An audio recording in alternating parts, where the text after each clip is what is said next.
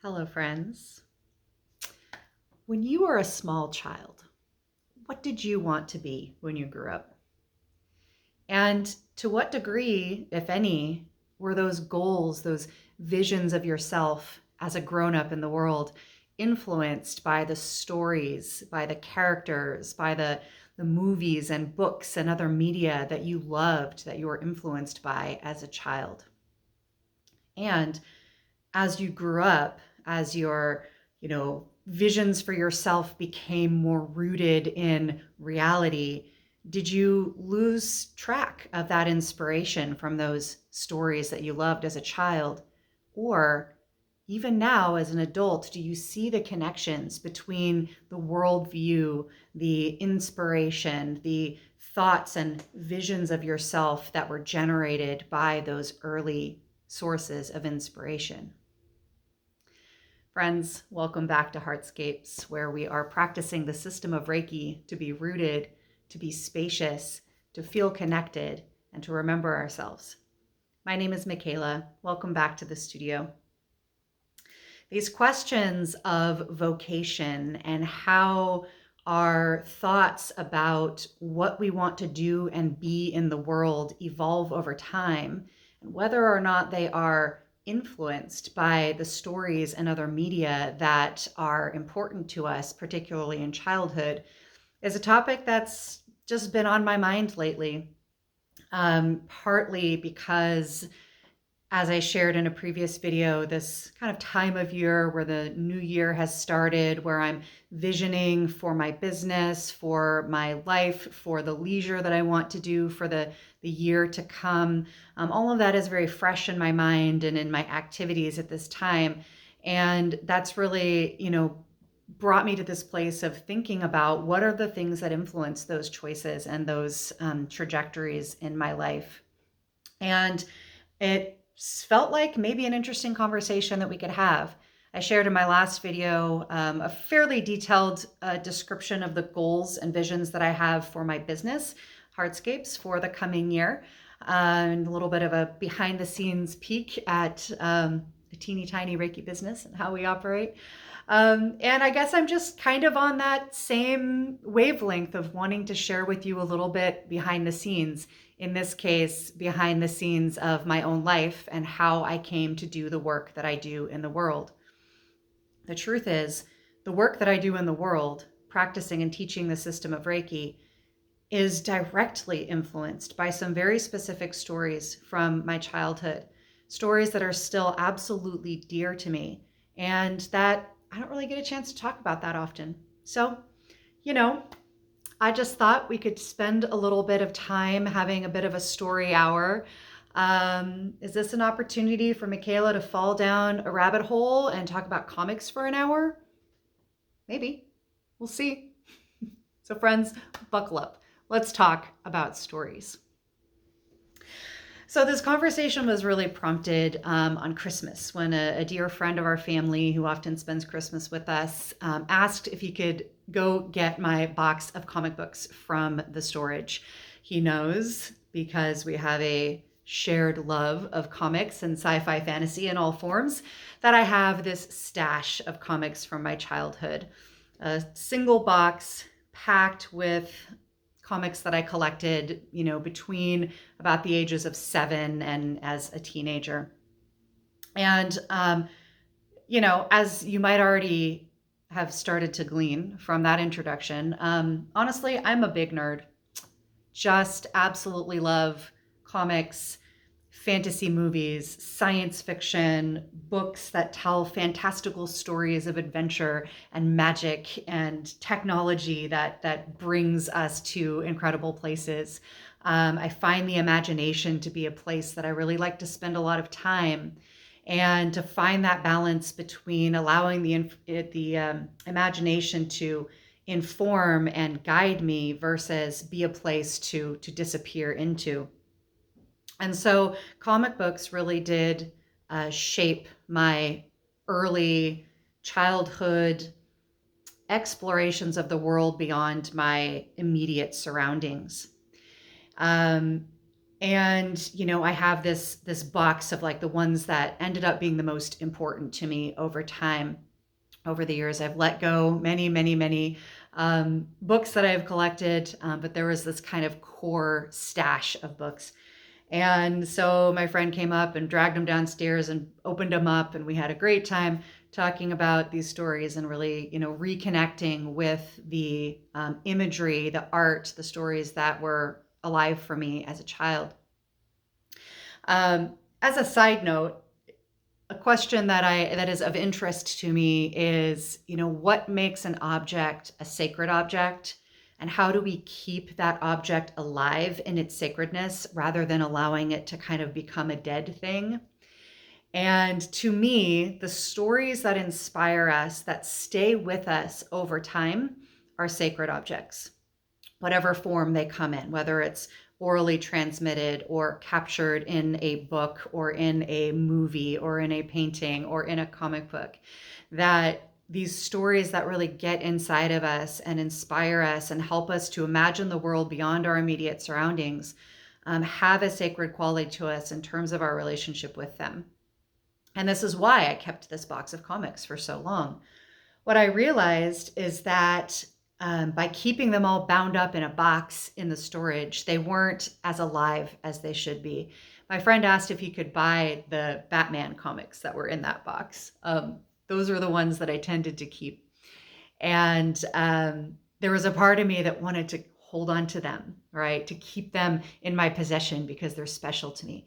But then there was this other part of me that realized that by somebody else taking them on who honored and respected them as much as I do, who wants to read them, who wants to give them new life, display them in some way that's not a box, that would be re-enlivening their living essence, right? That would be, reinvigorating their sacred quality to me, possibly to this other person. I won't speak for him as far as whether he would regard them that way, but certainly for me. And so I am letting go of the Batman section of my collection. But the ones that I am not going to let go of, the ones that truly are sacred to me and that I do go back into and read and enjoy the tactile feeling of that aging paper, go back into these stories, these characters that are like friends, dear friends from my past, those I'm going to hold on to.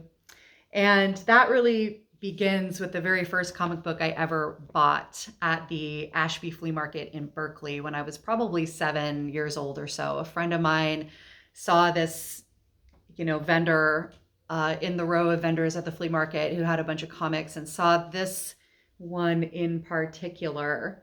This book, ElfQuest, the series of fantasy adventure comics written by Wendy and Richard Pinney, written and illustrated, that began to be published in the 1970s. So they're about as old as I am. And we saw this particular comic, and I had never read a comic book before. I'd never considered purchasing a comic book before, but I was absolutely taken in by the art. I've always been a visual artist, very visually oriented, and as a child, this imagery on the front of this really dynamic encounter between these elven creatures was really captivating for me, and I spent whatever pennies I had in my pocket on this book. Not this exact one. This is a replacement. The specific comic I bought when I was 7, so almost 40 years ago. I read and read and read and carried it in that box from place to place to place over the years. And eventually, as a paper product made with very inexpensive paper does, it began to deteriorate and really had kind of lived its full life as a physical object. And so in that spirit of keeping its sacredness alive and really retaining the love that I had for the actual object itself, right? Not just the stories, but the object itself. I cut that comic up and I made it into a soul collage card. right here. I haven't talked much about soul collage on this channel because this channel is primarily focused on Reiki. Maybe I'll make a few videos about it because this is the other practice that is very, very important to me personally and that I offer as a service to others. But essentially each card is a representation of some aspect of yourself, whether that's an internal aspect or something that influences something about who you are. And so this card obviously representing the influence of this story, and it's incredibly meaningful to me. I was able to make this object, which I use regularly in my practice, as a sacred tool for better understanding myself as part of a deck that has about 200 other cards, that I was able to make this one out of that specific object, that specific book that I bought when I was 7 years old at the Ashby Flea Market. Man, this is going to be a nostalgic video. I would really love to hear your stories about these same kinds of encounters as children with, objects, stories, artifacts that really mattered to you and that still matter to you. I really, really want to hear your stories about this. So please share them down in the comics. In the comics. Please share them down in the comments. Okay, back on track. Because where we're wanting to go with this is how this early love of this story, which again was starting to be written in the 1970s, so about as long as I've been alive, how this story that I've loved my whole life, that I've raised my children loving, these artists are still writing stories. So I am like in real time still reading this saga. How this has influenced my worldview as an adult, and specifically the work that I do in the world. So let me just say a little bit about the imagination, because I think this is a key point to work with and to understand when we're thinking about these questions. And I really invite you to think about your relationship with imagination, your relationship with the things that captured your imagination as a child, and how that is still with you, where it shows up in your life now. It might not be in obvious places, right? The threads that I'm going to draw between these early sources of media, these ElfQuest comics, and then one other book, were not immediately obvious to me, right? I had to really sit with it over time. There were pieces that were more clear than others. And I find it to be just a really worthwhile way of understanding myself. And I think it could be for you too. So I invite you to kind of be in this inquiry, kind of live with this question as well as we continue talking. So the imagination. This is something that is undeniably present in humanity, undeniably a powerful, critical function of our mind, of the connection between our mind and our heart, and for a lot of different reasons.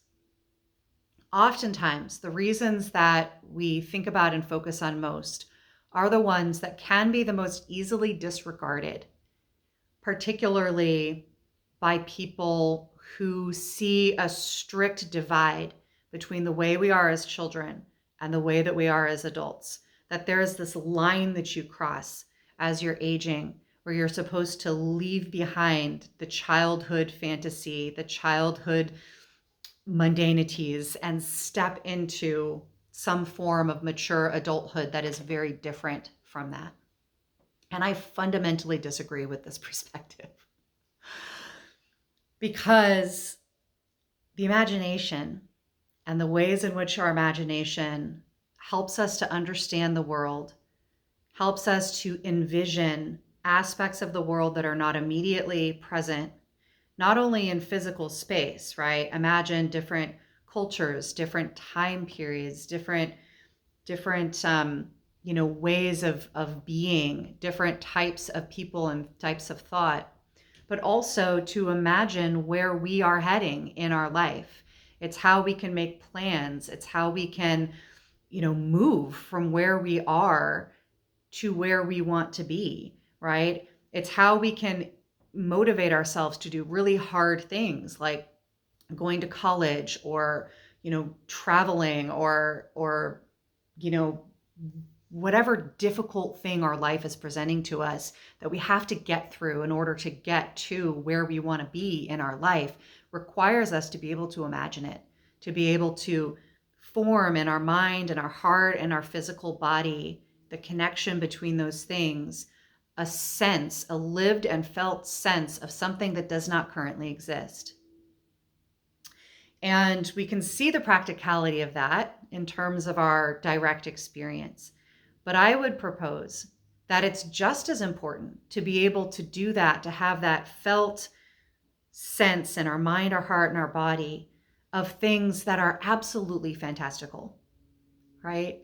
That we will not see, right, in the world around us. Stories that represent the connection between the absolutely unreal, fantastical, and our experience as humans. Because this is what stories do. This is what mythology does. This is what creation myths do. This is what many religions do. Systems of thought, of philosophy, of spirituality. They take stories that give us a imaginative, fantastical view of the world, of history, of people, and they ask us to insert ourselves into that story and to ask how we would make decisions in that situation, how we would move through an impossible space, how we would solve problems, how we would approach moral and ethical dilemmas, how we would wrestle with feelings like envy and anger and passion, how we would navigate those things given fantastical circumstances. And those experiences of imagining ourselves into these impossible spaces do incredible work inside of our psyche to help us understand the here and now, to help us understand what is right in front of us, the choices that are right in front of us. Now, certainly, we can also escape into our imagination, like many other really positive things in our life. We can go into them in a place that is unhealthy. We can have unhealthy relationships with our imagination, really use it to dissociate from our life. And that's not what I'm talking about here. What I'm talking about here is drawing on the full capacity of this incredible inherent feature of humanity, our imagination, and allow it to continue informing us in our life well past childhood, all the way to the end of our life. Ironically, elders and children, are often the people who give themselves more freedom around their imagination. And I would say we have a birthright to that freedom of imagination our whole life. That's how I've lived my life anyway. So back to ElfQuest and what the heck any of this has to do with my job. So I think I'll talk about the most direct connection, because there is one other story that I want to talk about. And y'all know, if you watch my channel, these videos tend to go longer than I expect them to. So this is another issue of ElfQuest, and we see this character right here in the middle. This character is named Lita. Let me get her in there.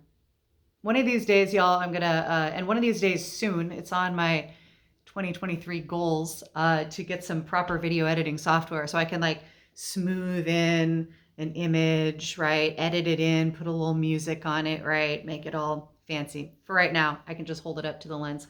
This character right here, Lita, she's one of the main characters in this story.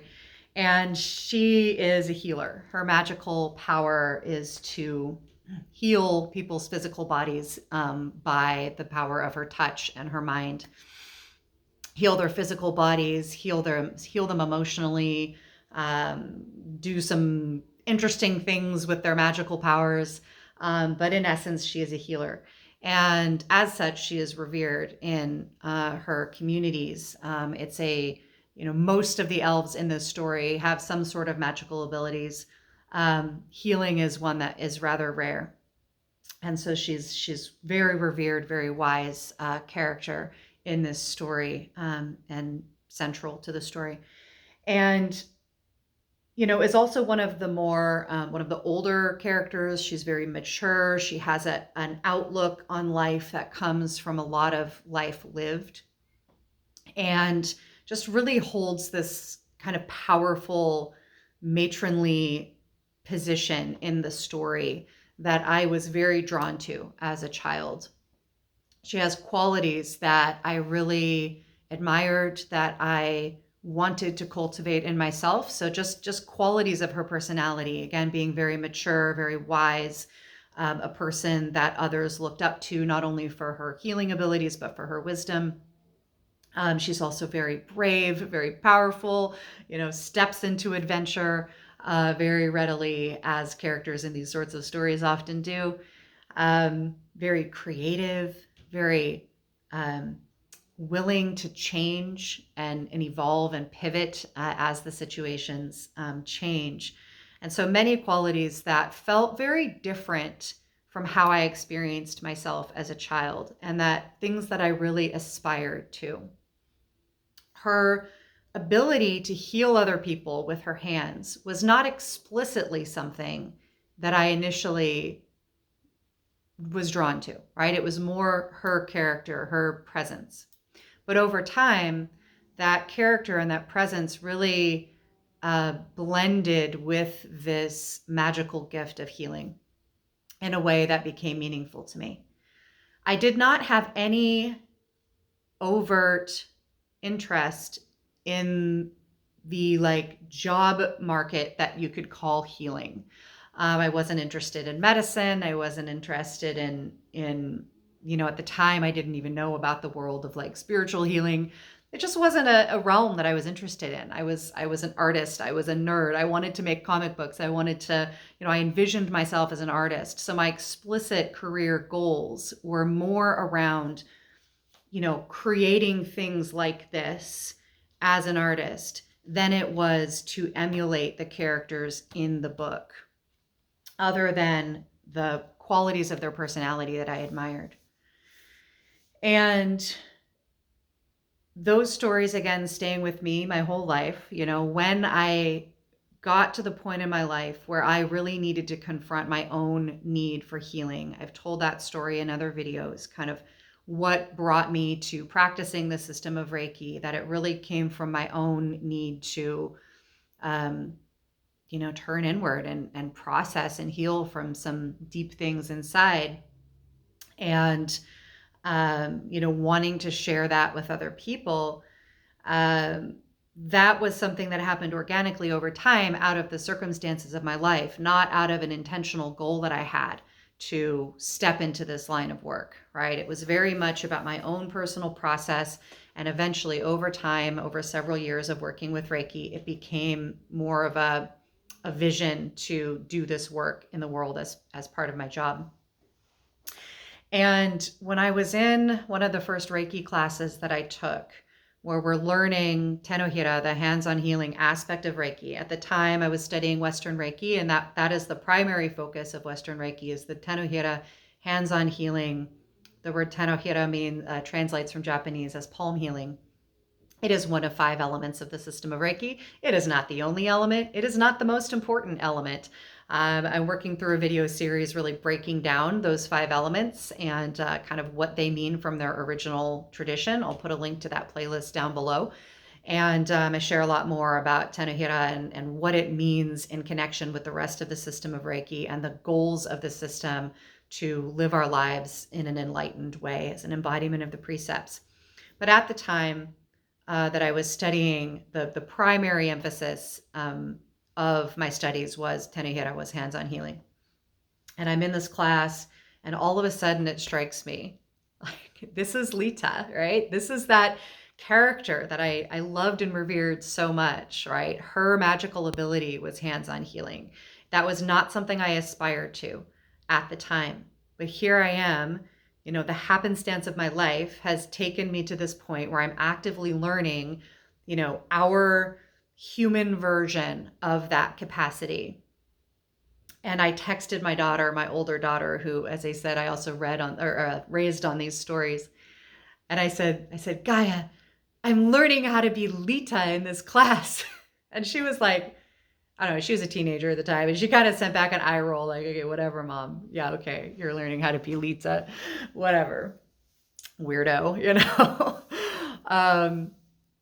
But it was this moment of like hearkening back to those times as a child of really being able to imagine aspects of my own humanity and aspects of the world that I wasn't privy to, that I didn't have direct access to at that time. Being given a structure to step into as an imaginative practice that allowed me to envision things that I wouldn't have been able to imagine, or that I wasn't imagining at the time, whether or not I was able to. And that those perspectives stayed with me. And that when I stepped into an opportunity to practice something that, again, is like our human, real world equivalent of this fantastical story, it felt familiar. It felt right. It felt like something that I already knew about. It wasn't like Reiki was new, but this capacity that we have to impact each other's well-being through physical touch was not new. I had a lifetime of experience with that as a normalized part of life, at least in my imagination. And it was really powerful to recognize that thread that had been pulled from that day when I was 7 years old at the Ashby Flea Market, and was so compelled by the artwork on this comic book that it led to an entire lifetime of intimate relationship with this story. That thread that pulled all the way through to that day and all the way through to this day, right? Because again, I'm in the middle of reading their latest book that just was released recently. This is still part of my active imagining.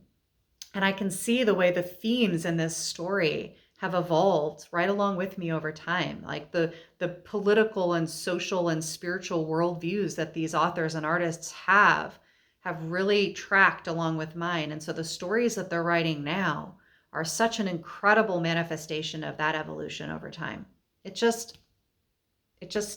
gets me. Like I'm feeling a little misty-eyed just thinking about it. Is that weird, y'all, to be all crying over some comic books?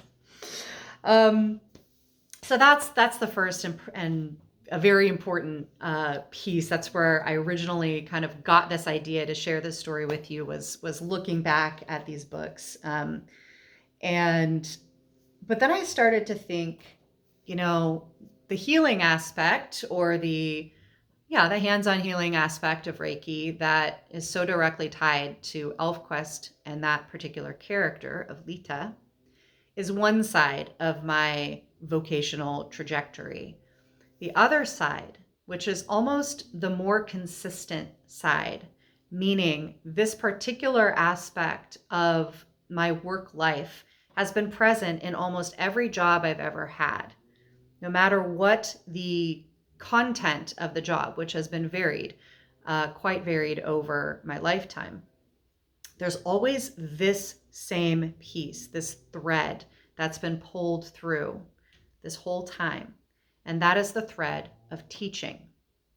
In every job I've ever had that was meaningful to me in any way, even some of the retail jobs, there has been an aspect of teaching. I've always stepped into this role of wanting to share information on how to do things, on how to grow, how to change, how to transform around the things that I know about.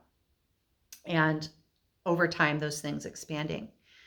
So when people ask me, what do you do, or what's your job? Teaching is often the first place that I start. Currently, I teach the system of Reiki. That's actually the biggest part of my work. I do a lot of one-on-one work and sessions, of course, but the heart of Heartscapes really is teaching, is sharing the system of Reiki with others in ways that they can take it into their life, make it their own, and expanding this year into teaching teachers, as I detailed in that video on my 2023 goals that I'll link. So teaching has been a really incredibly important aspect of my life. And there are things that I know about myself as far as the origin of that orientation with teachers. And one of those is, again, a story. And so I wanted to just share a bit about that because I feel like I would be doing a disservice to my childhood imagination and to this question of what are the stories that influence our vocational and leisure trajectories as adults if I did not talk about this one. So this one came into my life in 6th grade, the age that my younger daughter is right now. And this particular book was written in 1977, the year I was born. And so again, it's as old as I am. And it, by the time I was in 6th grade, had won numerous literary awards and had really earned its place on the required reading list of many 6th grade classrooms. And that is the book Bridge to Terabithia. Bridge to Terabithia by Katherine Paterson. There was a movie made of this book. I have not actually seen it yet. Sometimes when movies are made about books that I have such a passionate relationship with, I get a little nervous. What are you gonna do to my story, right? But I read this book in the last couple of years to my younger daughter, and she's like, we should watch the movie, so we're gonna do that. Anyway, Bridge to Terabithia. Maybe you have read it. Maybe you were required to read it in 6th grade, as I was. But let me just kind of pull the threads between this story and my experience in 6th grade and my experience now as a teacher. I told you this is story time. This video is all about the stories. So in 6th grade, I was a bit of an outlier in my school. I was a bit of an odd kid in relation to the other kids. My comic book habit and obsession was fully formed by this time. And I was just kind of one of those weird, nerdy kids, who was a little bit odd and a little different from folks. And, that had been challenging up until that point. But in 6th grade, it really tipped into an experience of being bullied, an experience of being othered very significantly. And that tipping point was directly related to the teachers in our space. I started 6th grade with a particular teacher, Mr. Harris, who was a tenured, longtime teacher at this school, very well respected, very well loved by the kids. Like, he was just one of those solid teachers who knew his job, absolutely knew how to engage kids, how to manage a classroom, how to, just how to teach in a way that kids could attach to and could be related to.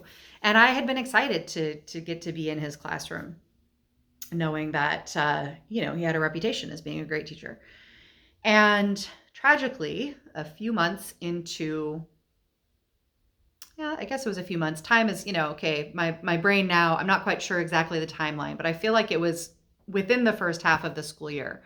Mr. Harris developed an illness, and it forced him to retire early. And that put the school in a position of having to pull in a new teacher right away. And the teacher they pulled in, bless his heart, he was just out of college. He came to us through the Teach for America program of AmeriCorps, meaning this was his absolutely first teaching experience. He wasn't even intending to be a teacher.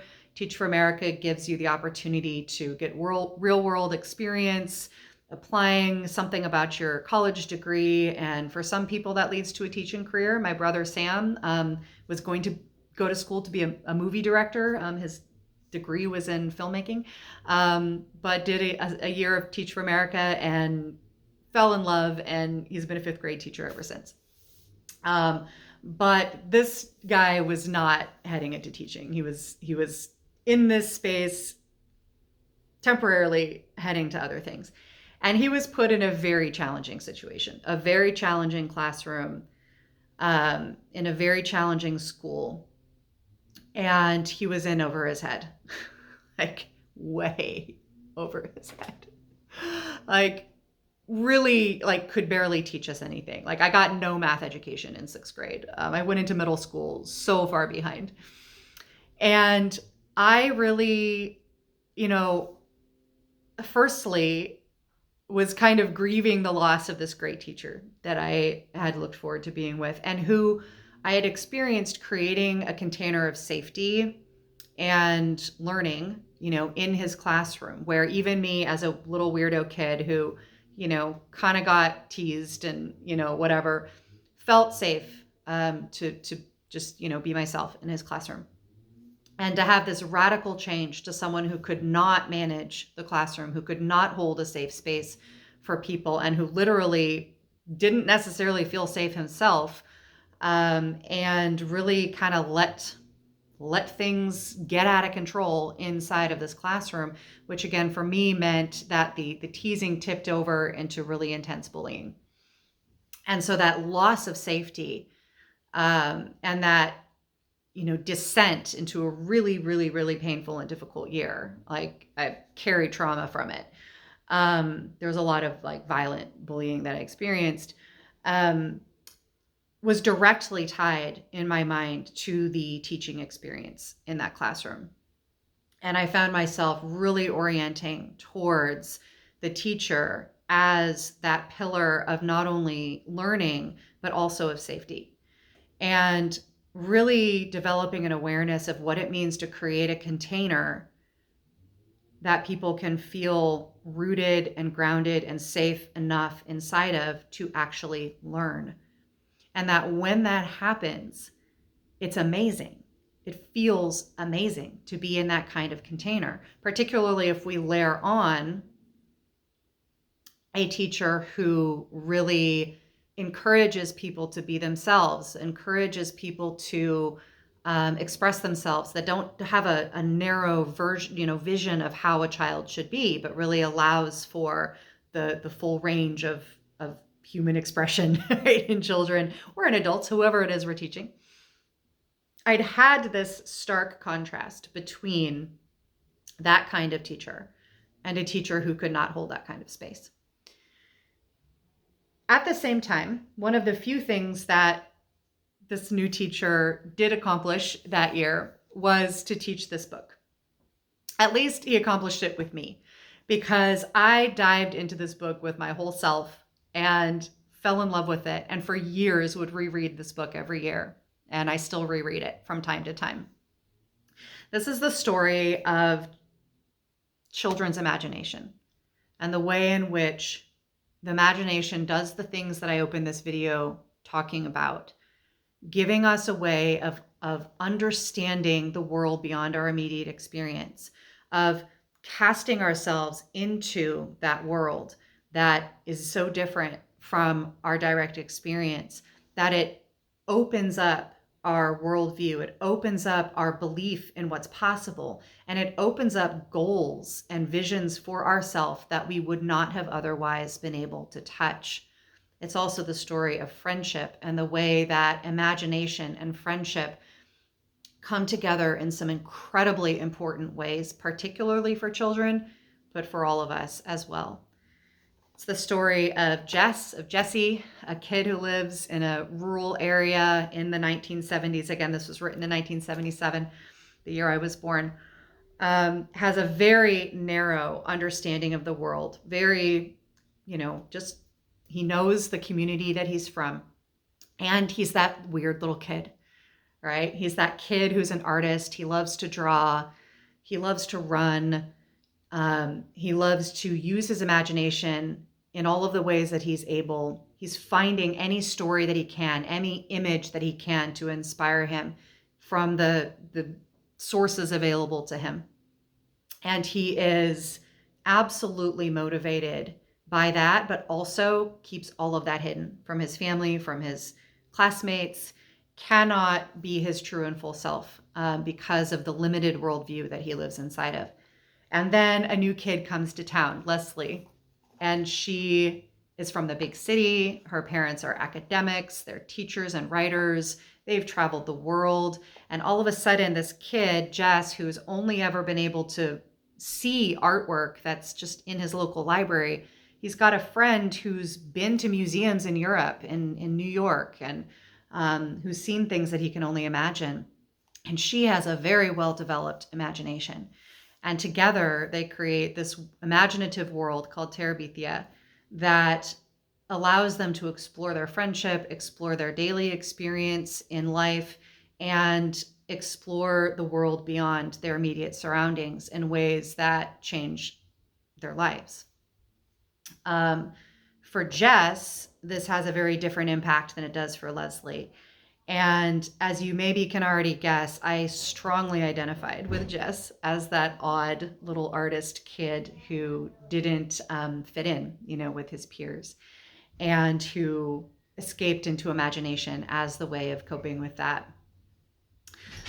The only person outside of Leslie, or before Leslie came, the only person who truly saw him for who he was and appreciated those sides of him that he had to keep hidden was his music teacher at school. And his music teacher, whose name I'm totally forgetting at this moment, should have looked it up before. Anyway, she's depicted as this kind of classic 1970s hippie woman in this rural town. She's the only one who wears pants in town, and she's got the long flowing hair, and she plays acoustic guitar, and she also came from the city, and just as this quintessential hippie woman. Now, friends, I am a Berkeley girl. Berkeley is my hometown. After the 6th grade, going into high school, I would come to strongly identify with the hippie communities in Berkeley, with the history of that kind of cultural phenomenon inside of Berkeley. And, that would become a very important community for me. And when I started interacting with that community, I had this archetype of this type of person from this book already in my mind, this teacher who had a level of freedom and a level of willingness to express herself and to allow others to express themselves that was unique in Jess's experience. And he absolutely cleaved onto this teacher as this incredibly important figure in his life. And that resonated with me so much because, again, I'm in real time in an experience of this contrast between a teacher who acts just like that, right? A teacher who holds that kind of space for people, and a teacher that can't. And right there, the archetype of the teacher got implanted into my psyche.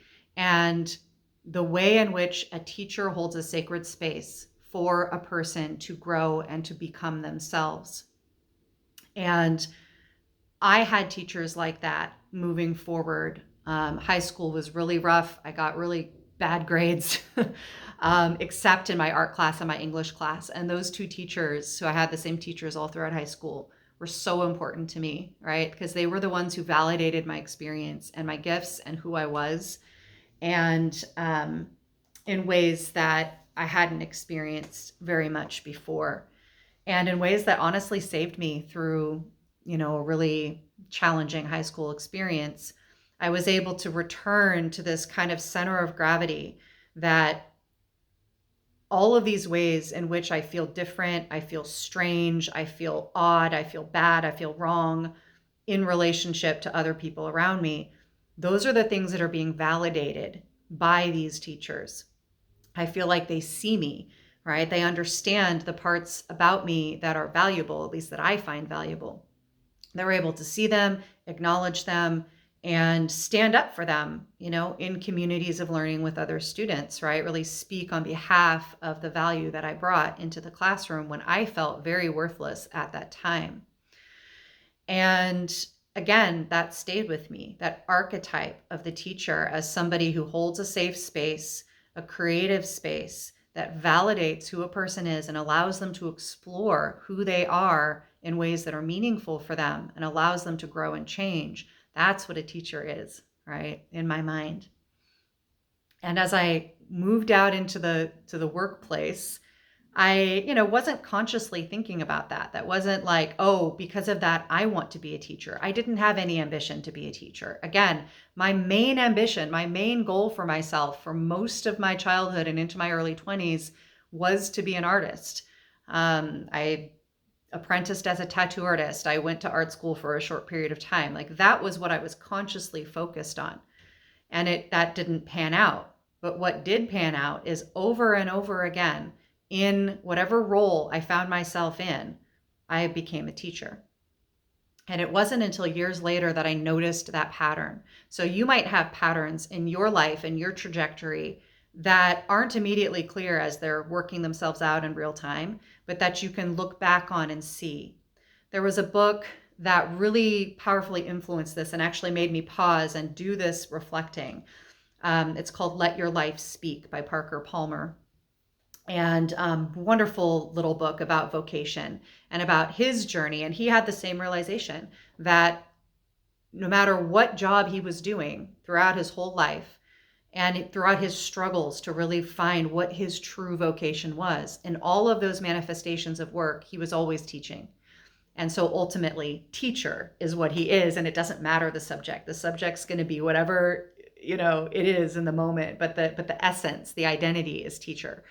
And that book really helped me to do that same reflective process and to see that same pattern, that every job I've done that had any meaning to me at all, there was some aspect of teaching.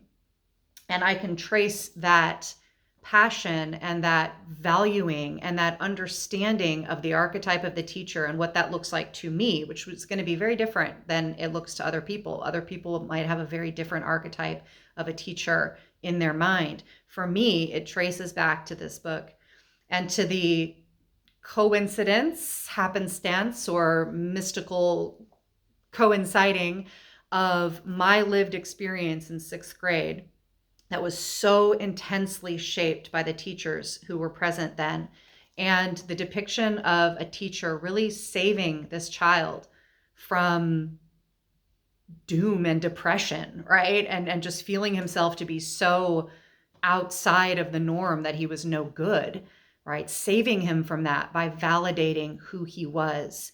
And then having this friend, this peer who did the same thing and helped him to create a space of the imagination that they could step into that was much broader, much different than their lived experience. So friends, that is my story. There are many other stories and points of media that have definitely shaped my worldview.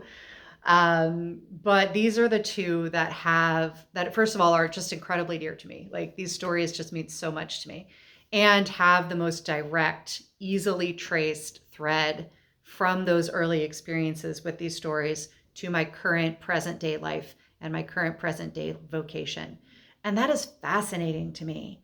I really want to know from you, if you've had a similar experience. I really encourage you to take a moment and maybe do some journaling or, go back to that media that was so important to you as a child, whether or not it still feels important. Dig back into it and really ask yourself, do I see threads of this showing up in my life today? It might not be around your job. It might be around your leisure, around things that you're curious about, around stories that you're pursuing now. It really can be any aspect of your life, the way you show up as a parent, the way that you show up as a friend, right? Where are these threads of connection between the stories that you were passionate about, that inspired you as a child, and your life today? I really want to hear about it. I'm so interested in this topic. So I invite you to share about that below. If you have any questions about any of these stories or anything that I've shared, I'm happy to share more. I really appreciate this opportunity to share with you a little bit more of my own story, a little bit more of what brought me to showing up with you on YouTube to talk about Reiki, and how that's had meaning for me across much of my life. So friends, as you walk through your vocational journey, as you walk through your own memories of the stories that influenced you across your life, may you be deeply provisioned for that journey. And until next time, I love you. Goodbye.